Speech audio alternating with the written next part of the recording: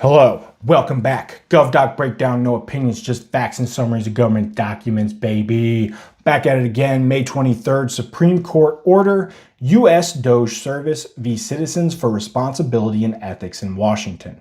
All right, so this one has to do with a lawsuit filed by the Citizens for Responsibility and Ethics in Washington, CREW, against the Department of Government Efficiency, DOGE.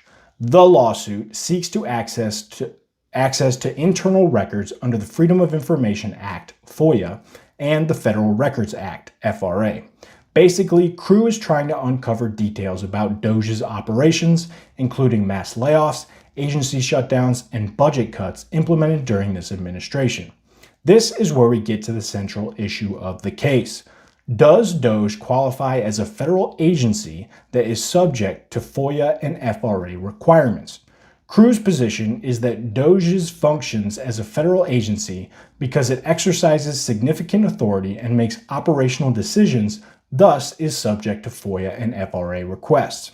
DOGE's position is that it is merely an advisory board to the president and therefore exempt from FOIA and FRA obligations. In April 2025, U.S. District Judge Christopher Cooper ruled that DOGE likely operated as a federal agency, citing its substantial role in government restructuring. Thus, he ordered DOGE to process CREW's FOIA request promptly and to preserve all relevant records. However, on May 23, 2025, Chief Justice John Roberts issued a temporary stay on the lower court's order, allowing time for the Supreme Court to consider whether to take up the case. So, at this point, DOGE has no obligation to comply with FOIA requests. And this case addresses important questions about government transparency and accountability.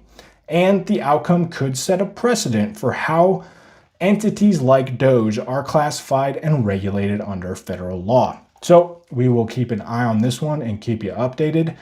Kaimo, keep your mind open, do your own research, form your own opinion. See you next time.